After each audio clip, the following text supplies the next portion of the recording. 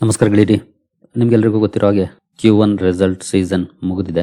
ಈ ರಿಸಲ್ಟ್ಗೆ ಸಂಬಂಧಪಟ್ಟಂತೆನೆ ಒಂದು ರಿಪೋರ್ಟ್ನ ನಾನು ಈ ವಿಡಿಯೋದಲ್ಲಿ ಕವರ್ ಮಾಡ್ತಾ ಇದ್ದೀನಿ. ಬಹಳನೇ ಇಂಪಾರ್ಟೆಂಟ್ ಆಗಿರುವಂತ ರಿಪೋರ್ಟ್ ಅನಿಸ್ಕೊಳ್ಳುತ್ತೆ. ಹಾಗಾಗಿ ವಿಡಿಯೋನ ಸ್ಕಿಪ್ ಮಾಡದೆ ಕೊನೆವರೆಗೂ ನೋಡಿ. ಮೇ ಬಿ ನಿಮಗೆ ಒಂದಷ್ಟು ಇನ್ಪುಟ್ಗಳು ಕೂಡ ಸಿಗಬಹುದು ಈ ಮೂಲಕ. ಮೊದಲಿಗೆ ಡಿಸ್ಕ್ಲೇಮರ್ ಕೊಡ್ಲಿಕ್ಕೆ ಇಷ್ಟಪಡ್ತೀನಿ. ಇಲ್ಲಿ ಕವರ್ ಮಾಡ್ತಿರುವಂತ ಯಾವುದೇ ಸ್ಟಾಕ್ ಅನ್ನು ಕೂಡ ರೆಕಮೆಂಡ್ ಮಾಡ್ತಿಲ್ಲ. ನೀವು ಫರ್ದರ್ ಸ್ಟಡಿ ಮೆಡಿಟೇಷನ್ ತಗೊಳ್ಬಹುದು. ಆಸ್ ಎ ಎಜುಕೇಶನಲ್ ಪರ್ಪಸ್ ನಾನು ವಿಡಿಯೋ ಮುಂದೆ ತರ್ತಾ ಇದ್ದೀನಿ. ನುವಾಮಾ ರಿಸರ್ಚ್ ಅವರು ಒಂದು ರಿಪೋರ್ಟ್ ಅನ್ನ ಪಬ್ಲಿಷ್ ಮಾಡಿದ್ದಾರೆ. ಅಂದ್ರೆ ಆಫ್ಟರ್ ರಿಸಲ್ಟ್ಸ್ ನಿಮ್ಗೆ ಗೊತ್ತಿರೋ ಹಾಗೆ ಪ್ರತಿ ಕಂಪನಿ ಕೂಡ ಅರ್ನಿಂಗ್ಸ್ ಬಗ್ಗೆ ಕಾಲ್ ಮಾಡುತ್ತೆ. ಹಾಗಂತ ಇದೇನು ಕಂಪಲ್ಸರಿ ಅಂತ ಅಲ್ಲ, ಬಟ್ ಯಾವುದೇ ಒಂದು ಒಳ್ಳೆ ಕಂಪನಿ ಅನಲಿಸ್ಟ್ ಗಳ ಪ್ರಶ್ನೆಗಳಿಗೆ ಆನ್ಸರ್ ಮಾಡ್ಲಿಕ್ಕೆ ಇದನ್ನ ಅರೇಂಜ್ ಮಾಡ್ತಾರೆ. ಅಂತ ಕಾಲ್ ಟ್ರಾನ್ಸ್ಕ್ರಿಪ್ಟ್ ಗಳನ್ನ ಅನಲೈಸ್ ಮಾಡಿ ಒಂದು ರಿಪೋರ್ಟ್ ಅನ್ನ ಕೊಟ್ಟಿದೆ. ಅದರಲ್ಲಿ ನಾನು ಎಸ್ಪೆಷಲಿ ಇವತ್ತಿನ ಈ ವಿಡಿಯೋದಲ್ಲಿ ನಿಫ್ಟಿ 50 ಕಂಪನಿಗಳ ಬಗ್ಗೆ ಆ ಕಾಲ್ ಅಲ್ಲಿ ಕಂಪನಿ ಮ್ಯಾನೇಜ್ಮೆಂಟ್ ಗಳು ಏನ್ ಹೇಳಿದ್ದಾವೆ, ರಿಸಲ್ಟ್ ಏನಿತ್ತು ಅದನ್ನ ತಿಳ್ಕೊಳ್ಳುವಂತ ಹಾಗೂ ನಿಮ್ಮ ಮುಂದೆ ತರುವಂತ ಪ್ರಯತ್ನವನ್ನ ಮಾಡ್ತಾ ಇದ್ದೀನಿ. ಹಾಗೆ ಈ ಟ್ರಾನ್ಸ್ಕ್ರಿಪ್ಟ್ ಅಲ್ಲಿ ನಿಫ್ಟಿ 50ಯ 50 ಕಂಪನಿಗಳಲ್ಲಿ 43 ಕಂಪನಿಗಳನ್ನ ಇವರು ಕವರ್ ಮಾಡಿದ್ದಾರೆ. ಇನ್ನುಳಿದ ಕಂಪನಿಗಳನ್ನ ಕವರ್ ಮಾಡಿಲ್ಲ. ಅದರಲ್ಲಿ ಸುಮಾರು ಕಂಪನಿಗಳದ ನಾವು ನೋಡೋಣ, ತಿಳ್ಕೊಳ್ಳೋಣ ಒಂದೊಂದಾಗಿ. ಹಾಗೆ ಕೆಲವು ಸಲ ಏನಾಗುತ್ತೆ, ನಾವು ಮಾರ್ಕೆಟ್ ಅಲ್ಲಿ ರಿಸಲ್ಟ್ ಸೀಸನ್ ಅಲ್ಲಿ ನೋಡ್ತಾ ಇರ್ತೀವಿ. ಈ ಸಲ ಕೂಡ ನೋಡಿದ್ವಿ.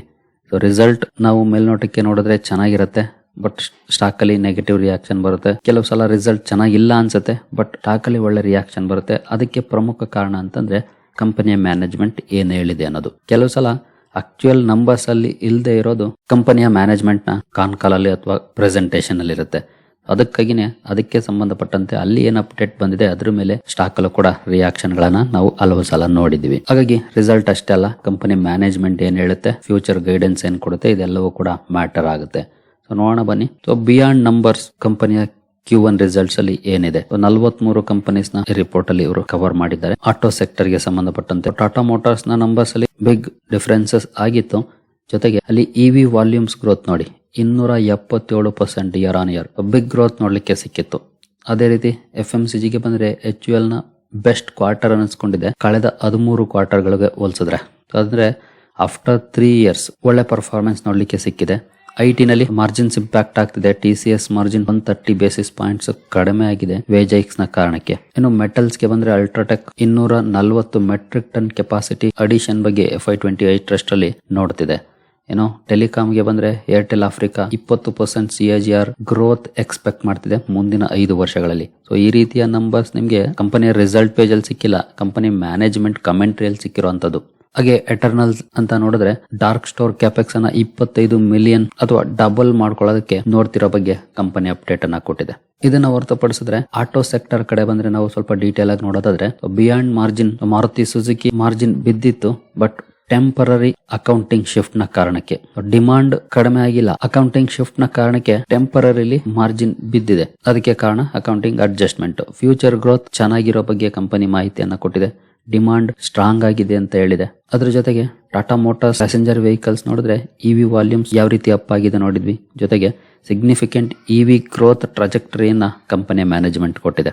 ನಂಬರ್ಸ್ ಅಲ್ಲಿ ವೇರಿಯೇಷನ್ಸ್ ಆಗಿರ್ಬೋದು, ಬಟ್ ಎಸ್ಪೆಷಲಿ ಒಂದೊಂದು ಸೆಗ್ಮೆಂಟ್ ಅವಕಾಶಗಳ ಬಗ್ಗೆ ತಿಳಿಸ್ಕೊಡುತ್ತೆ. ಇನ್ನು ಐಷರ್ ಮೋಟಾರ್ಸ್ ಅಲ್ಲಿ ರಾ ಮೆಟೀರಿಯಲ್ ಕಾಸ್ಟ್ ಪ್ರೆಷರ್ ಇದೆ, ಆದ್ರೆ ಕಂಪನಿಯ ಓನ್ ಗೈಡೆನ್ಸ್ ಏನಿತ್ತು ಅದನ್ನ ಎಕ್ಸೀಡ್ ಮಾಡಿ ನಂಬರ್ಸ್ ಅನ್ನ ರಿಪೋರ್ಟ್ ಮಾಡಿದೆ. ಕಂಪನಿ ಗೈಡೆನ್ಸ್ ನ ಬೀಟ್ ಮಾಡಿದೆ. ಸೊ ಕಾಸ್ಟ್ ಇನ್ಫ್ಲೇಷನ್ ಚಾಲೆಂಜ್ ಇದೆ, ಬಟ್ ಕಂಪನಿ ಏನ್ ಅಂದ್ಕೊಂಡಿತ್ತು ನಾವ್ ಇದನ್ನ ಅಚೀವ್ ಮಾಡ್ಬೇಕು ಅಂತ ಅದನ್ನ ಅಚೀವ್ ಮಾಡ್ತಾ ಹೋಗ್ತಾ ಇದೆ. ಇನ್ನು Bajaj auto new Pulsar series 60% contribute ಮಾಡಿದೆ ಸೆಗ್ಮೆಂಟ್ ನ ಸೇಲ್ಸ್ಗೆ.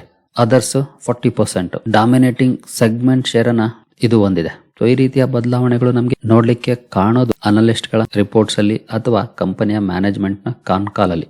ಇನ್ನು FMCG ಕಡೆ ಬಂದ್ರೆ HUL ನಾವೀಗಾಗ್ಲೇ ನೋಡಿದ್ವಿ. ಸ್ಟ್ರಕ್ಚರಲ್ ಗ್ರೋತ್ ಏನಿದೆ 13 ಕ್ವಾರ್ಟರ್ಸ್ ನ ಹೈ ತಲುಪಿದೆ. ಇನ್ನು ITC ಇಲ್ಲೂ ಕೂಡ ಒಂದಷ್ಟು ಡೌನ್ ಇದೆ. ಅದು ಕೂಡ ಕಾರಣ ಅಗೇನ್ ರೀಕ್ಲಾಸಿಫಿಕೇಶನ್ ಎಫೆಕ್ಟ್ ನ ಕಾರಣಕ್ಕೆ, ಸ್ಲೋ ಡೌನ್ ಕಾರಣಕ್ಕಲ್ಲ, ರೀಕ್ಲಾಸಿಫಿಕೇಶನ್ ಆಗಿದೆ ಒಂದಷ್ಟು. ಹಾಗಾಗಿ ಎಬಿಡಾ ಬಿದ್ದಿದೆ, ಬಟ್ ಬೇಸ್ ಎಫೆಕ್ಟ್ ಕಾರಣಕ್ಕೆ ನಾಟ್ ಪರ್ಫಾರ್ಮೆನ್ಸ್. ಏನು ಟೈಟನ್ ಡಿಮಾಂಡ್ ಫುಲ್ಲಿ ರಿಕವರ್ ಆಗಿದೆ ಜೂನ್ ಅಷ್ಟರಲ್ಲಿ. ಏನು ನೆಕ್ಸ್ಟ್ ಸೆಕ್ಟರ್ ಕಡೆ ನಾವು ಬರೋದಕ್ಕೆ ಮುಂಚೆ ಡಿಸ್ಕ್ರಿಪ್ಷನ್ ಅಲ್ಲಿ ಅಕೌಂಟ್ ಓಪನ್ ಮಾಡ್ಕೊಳ್ಳುವಂತ ಲಿಂಕ್ ಇದೆ. ಇಂಟ್ರೆಸ್ಟ್ ಇರೋರು ಅಕೌಂಟ್ ಅನ್ನು ಓಪನ್ ಮಾಡ್ಕೊಳ್ಬಹುದು. ಹೂಡಿಕೆಗೆ ಸಂಬಂಧಪಟ್ಟಂತೆ ನಿಮ್ಗೆ ಏನಾದ್ರು ಸಪೋರ್ಟ್ ಬೇಕಂದ್ರೆ ಇಲ್ಲಿರುವಂತಹ ನಂಬರ್ ಗಳ ಮೂಲಕ ನಮ್ಮ ಟೀಮ್ ನ ಸಂಪರ್ಕ ಮಾಡಬಹುದು. ಬಟ್ ಸಪೋರ್ಟ್ ಸಿಗಬೇಕಂದ್ರೆ ನೀವು ನಮ್ಮ ಮೂಲಕ ಅಕೌಂಟ್ ಅನ್ನು ಓಪನ್ ಮಾಡ್ಕೊಂಡಿರ್ಬೇಕಾಗುತ್ತೆ. ಹಾಗಾಗಿ ಲಿಂಕ್ ಅನ್ನು ಬಳಸ್ಕೊಂಡು ಅಕೌಂಟ್ ಅನ್ನು ಓಪನ್ ಮಾಡ್ಕೊಂಡು ಸಂಪರ್ಕ ಮಾಡಬಹುದು.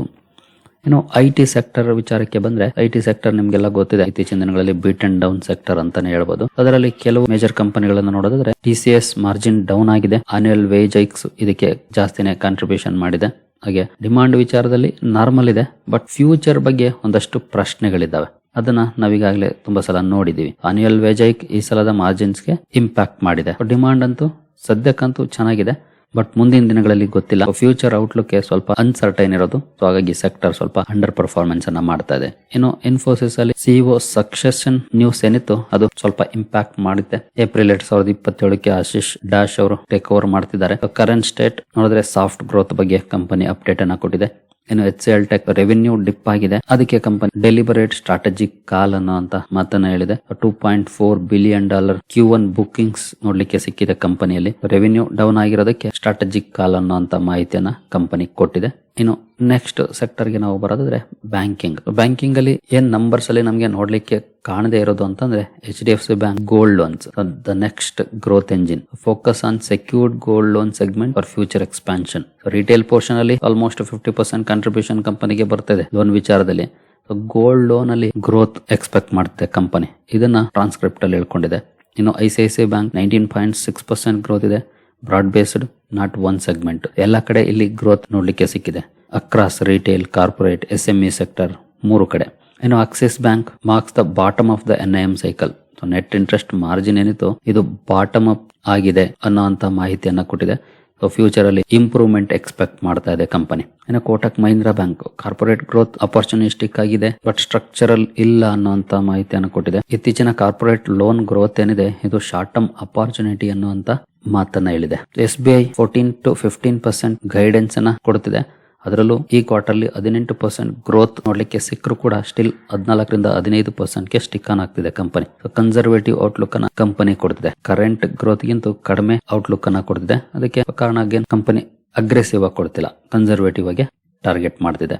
ಇನ್ನು ಬಜಾಜ್ ಫೈನಾನ್ಸ್ ಕೂಡ 290 to 310 billion gold loan book target ಮಾಡ್ತಿದೆ FY27 ಅಲ್ಲಿ. ಸೊ ಅಂಬಿಷಿಯಸ್ ಟಾರ್ಗೆಟ್ ಇದು ಕೂಡ. Gold loan portfolio next few years ಅಲ್ಲಿ ದೊಡ್ಡ ಟಾರ್ಗೆಟ್ ಅನ್ನೇ ಕಂಪನಿ ಹಾಕೊಂಡಿದೆ ಅಂತ ಹೇಳ್ಬೋದು. ಇನ್ನು ಮೆಟಲ್ಸ್ ಅಂಡ್ ಮೆಟೀರಿಯಲ್ಸ್ ವಿಚಾರಕ್ಕೆ ಬಂದ್ರೆ ಅಲ್ಟ್ರಾಟೆಕ್ ಸಿಮೆಂಟ್ ಕ್ಯಾಪೆಕ್ಸ್ 17,000 ಕೋಟಿ ಜೊತೆಗೆ 240 ಮಿಲಿಯನ್ ಟನ್ ಗ್ರೇ ಸಿಮೆಂಟ್ ಕೆಪಾಸಿಟಿಯನ್ನ ಟಾರ್ಗೆಟ್ ಮಾಡ್ತಾ ಇದೆ. ಹಿಂಡಾಲ್ಕೋ ಶಿಪ್ಮೆಂಟ್ ವಾಲ್ಯೂಮ್ಸ್ 5% ಡೌನ್ ಇದೆ year on year. Number weak demand ಅನ್ನ ತೋರಿಸ್ತಿದೆ. Bulk of it traces to Oswego plant fire. ಕಂಪನಿಯ ಪ್ಲಾಂಟ್ ಅಲ್ಲಿ ಫೈರ್ ಇನ್ಸಿಡೆಂಟ್ ಏನಾಗಿತ್ತು ಅದು ಇಂಪ್ಯಾಕ್ಟ್ ಮಾಡಿದೆ ಅಂತ ಕಂಪನಿ ಮ್ಯಾನೇಜ್ಮೆಂಟ್ ಹೇಳಿದೆ. Management guiding $600 million in next financial year. ಇನ್ನು ಗ್ರಾಸಿಮ್ ಇಂಡಸ್ಟ್ರೀಸ್ ಪೇಂಟ್ಸ್ ಬಿಸ್ನೆಸ್ ನೋಡಬಹುದು 64% ಗ್ರೋ ಆಗಿದೆ ಇಯರ್ ಆನ್ ಇಯರ್ ಅನ್ನುವಂತ ಮಾಹಿತಿಯನ್ನು ಕೊಟ್ಟಿದೆ. ಬಿರ್ಲಾ ಓಪಸ್ ಏನಿತ್ತು third largest organised decorative paints player ಆಗಿ ಹೊರಬಂದಿರೋ ಬಗ್ಗೆ ಕಂಪನಿ ಮಾಹಿತಿಯನ್ನ ಕೊಟ್ಟಿದೆ. 10,000 ಕೋಟಿ ಟಾರ್ಗೆಟ್ ಅನ್ನ ಏನ್ ಮಾಡ್ತಾ ಇತ್ತು ರೆವೆನ್ಯೂ ಬ್ರೇಕ್ ಇವನ್ ಅಲ್ಲಿ ಇದೆ ಅನ್ನುವಂತ ಮಾಹಿತಿಯನ್ನ ಕೊಟ್ಟಿದೆ.